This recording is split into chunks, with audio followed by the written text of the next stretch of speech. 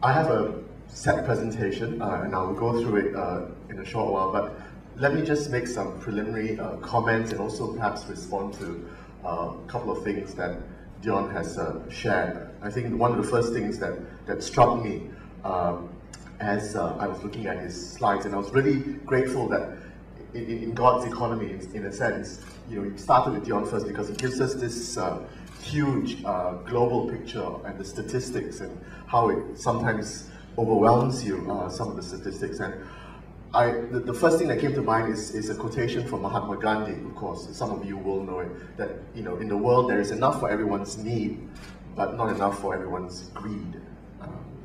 And that's the one thing. And I thought also a nice connection because, of course, Mahatma Gandhi spent his early years in South Africa as a young barrister. A lot of the views that he formed, eventually were, in a sense, raised or prompted by his experience in South Africa. Let me start by is it this one? Yes. Let me start by telling you a real story. This is something that just happened this week.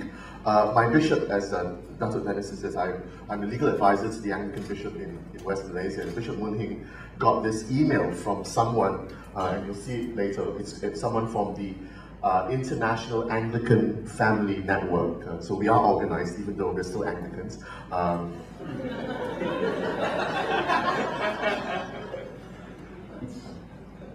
And this lady wrote to Bishop Moon Hing saying, "I'm writing to ask if you would be willing to consider writing a very short theological reflection on belonging and identity as part of a briefing pack on birth registration, which the International Anglican Family Network is putting together."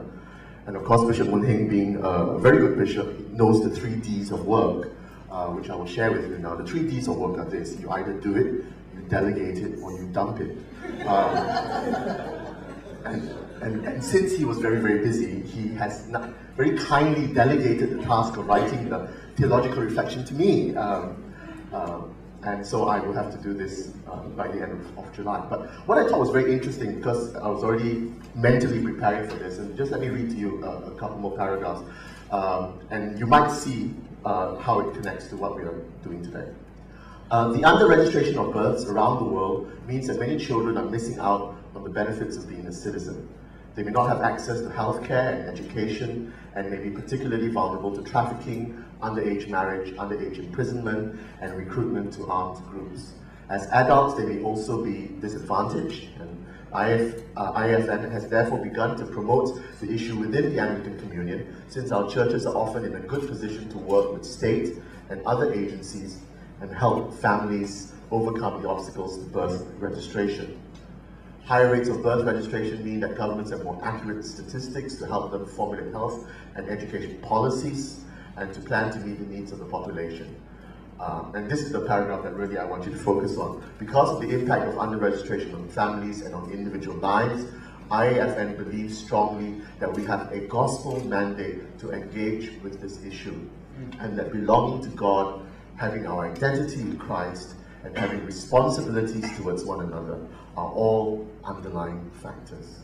This ties in so very nicely with what Dion was sharing, also from the Lausanne communique from 2010, which also I had the privilege of being there. So the question is, one of the things that was running through my mind as I was looking at today's and preparing for today is this idea of the mandate. Why are we doing this? And the mandate clearly comes, if you haven't realized it by now, comes from the gospel of Jesus Christ.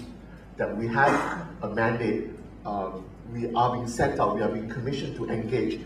Of course, in this case, this issue here is birth and registration, which Dr. Dennison, again, coincidentally, in his special task force, is very clearly connected with this idea of the lack of birth registration, especially in the Indian community, but also, of course, in the Orang Asli, the indigenous peoples communities, has a major issue of the lack of registration. So there are lots of non-peoples walking around amongst our society.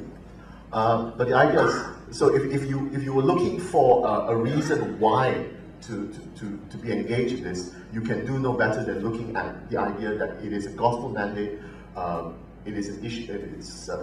It's part of our identity in Christ to have responsibilities towards one another, and these are all the factors. So these are some things. I'm just going to run through this very quickly. In trying to link, because my topic was more like identifying with the wider Malaysian society. Why are you getting involved, or why should you get involved? What is driving you to be a part of this? And this goes back to the idea of that mandate. Who are you doing this for? Is it for yourself? Is it for your organization? Or is it for God? Because who you're doing it for ultimately informs what will sustain you. I mean, we can all go into this with a great degree of initial enthusiasm, but that enthusiasm may dissipate over time as we face challenges and difficult hurdles that we have to cross. So in the dry times, in the difficult times, what will sustain you? And that again goes back, I think, to why we are getting involved. And what if you fail? What is your definition of success or failure? For 1 year in my life, I was actually a missionary to Uganda, and in preparation for that 1 year, we went to training school, and this is one of the questions that we were asked to consider. What would you consider to be success or failure, and how would you define it?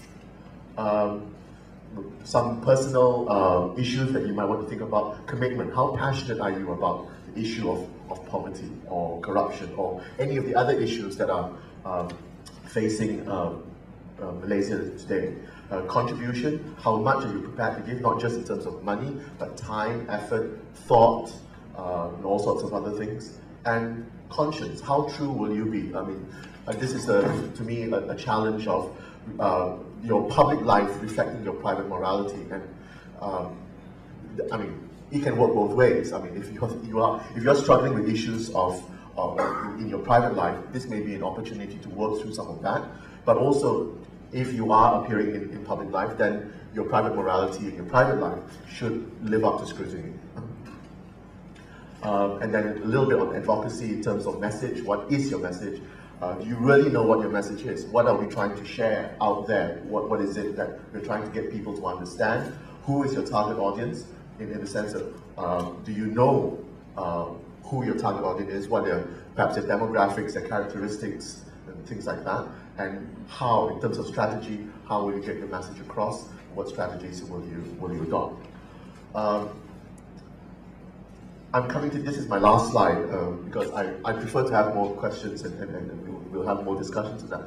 Some of the things that the church has been traditionally involved in, first three, freedom of religion, headlines yesterday, today, talking about pilgrimage to Jerusalem, for example. It's in the blogs even this morning. Why should the government curtail Christians going to Jerusalem? But other things, freedom of religion. So, in the past we've had involvement in cases like Lena Joy, and things like the raid on DUMC, for example. So, freedom of religion, that's very much the patch of the church. Everybody knows that. Land for cemeteries. When I first started getting involved in the institutional church in Malaysia, maybe about 10, 12 years ago, one of the key things that I always heard was, we've got to talk to government about getting land for cemeteries.